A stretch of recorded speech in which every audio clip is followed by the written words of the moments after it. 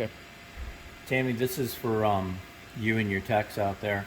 I'm going to have Kevin do an overview of the machine, just to show you, like, we believe that this left with a bad spindle. Kevin, get up close here just to show that there's no strikes or hits or anything. Machine's in gorgeous shape. I just think that somehow this got through QC. So you can see that nothing's been pulled on or whatever. If you come over here, our power's all hooked up. I'm going to run this by hand. I'm going to let Kevin cut in here, and then I'm going to hit it. So if we come over here to our indicator, that's a Swiss-made InterRapid machine. Ready, Kev? And you're going to see we get 2.5 thousandths clearance, maybe 2 in there in the inside. I'm going to reset the indicator on the outside. You can see our Starrett indicator down there, or our Starrett level. Loosen this up. I'm going to slide this over. Machine's perfectly leveled. I'm going to come down on top of the pulley, and this is where it gets really wonky. We had the belt off it, and the head spins free.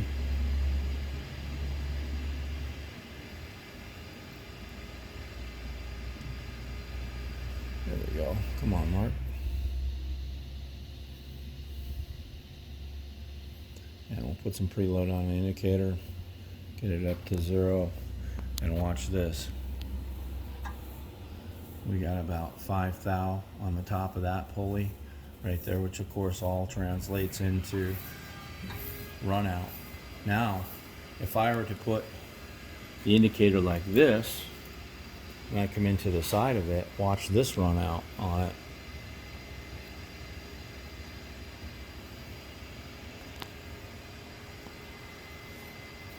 Ten thousandths. There's no way. Come on back here. Kevin, shoot in there. There's no way to jam that. I mean, the machine is spotless, and that pulley has got radial and lateral hop to it, which sets up a wicked little jog in it. So get in right in close, Kevin, so you can see that nothing's been hit. I want to turn the machine on. I'm going to turn the RPM up. That's 200 RPM. And if you watch that belt, get in there, you can see the hop in it. And I'm going to run it up. You hear the cooling fan on the motor. That's what happens when I run it up. You listen to this thing.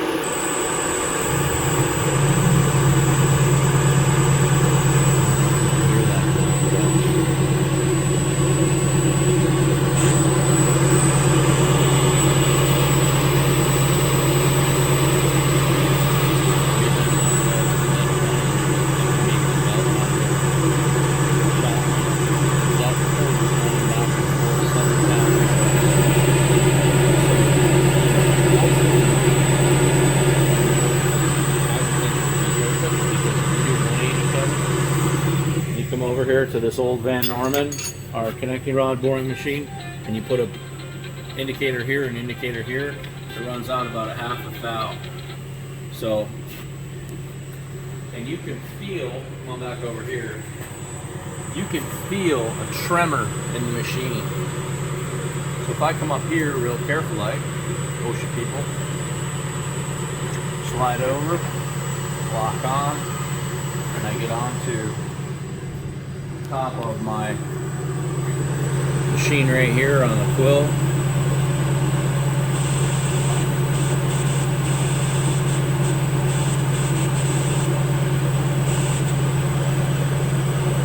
Get in there on the needle, Kevin. You can see it being mounted. It's shuddering back and forth. There's something in this quill or this belt that's doing that. Now it's nowhere near as bad as it was. That's what's going on. So I don't know if it just got missed during testing or what. Anybody ever made a cut with it, what they did. But that, it's got a little bit of a vibration in the machine, which of course will affect the overall finish. Again, Kevin, shoot the overall nature of the machine. We're going to do one more test for you folks. First thing I checked when we unloaded this machine was this.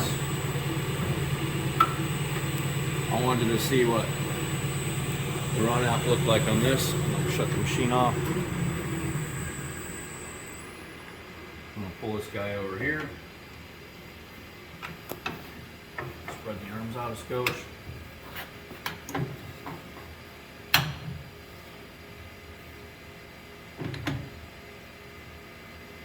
Come on right in here, Kev. This is where you make your money with this machine. Put some preload on it, zero it out. And I remember Russell Hacker, an old name when I bought my machine. Look at that. This machine, maybe a blade width, nothing. So get an overview of that. This machine was not bumped in moving. It was not hit. There's something going on with this quill. And that's part of, you know, the spindle quill, whatever you want to call it. But if we put an indicator on the actual belt face of it, it runs out more. And if you pull the belt off, the motor runs like velvet, and you can spin this by hand, and it's beautiful. It's not bad. That I don't know if that's acceptable at the factory or not, but let's go over to our Starrett rock.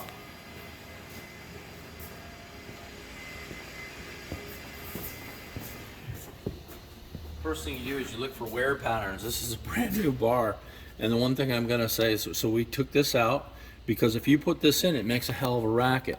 I removed the plastic sleeve, Tammy, so you can see what's going on here. You can see this. Look at the slop that exists right here, back on this. I'm gonna move this back and forth, and that's loose on that pin. You can see it. I don't know if I can get a good shot of it, Kevin, moving back and forth. Yeah, right there.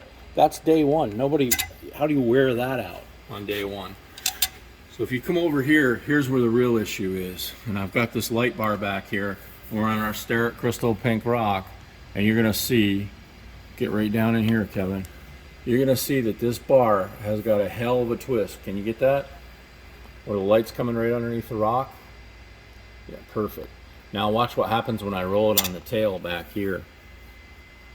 You'll see it back here too. You can see the light underneath that thing, and it gets really crazy right there. I mean, you can see where it's tight. This thing had a bend in it right from the get-go.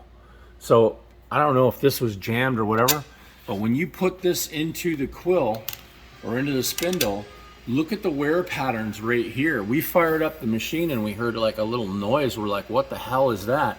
And you can see where the black anodizing is coming off this thing because of this.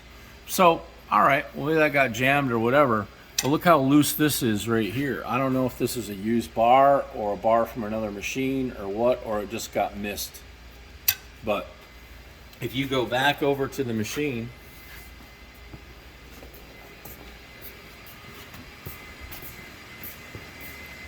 take a look at all our stuff. Nobody has whacked or jammed anything other than my ugly fingerprints on it. If one of my guys had done it, I'd give him hell. So come on back over here again. Machine spotless, there's not a mark on it. There's our Starrett level of the machine. You can see our big Schlatum in the background doing a job right now. We do a lot of line boring and we do a lot of precision work. There's nothing wrong with a ram or anything like this. This thing's got a hop in it. And the crazy thing is, watch this. 1937. Come on over here. We're gonna go way out here so we can exacerbate it really bad. Van Norman, made in Springfield, Massachusetts. So let's arc up. Let me spin this, Kev. Blow that right up.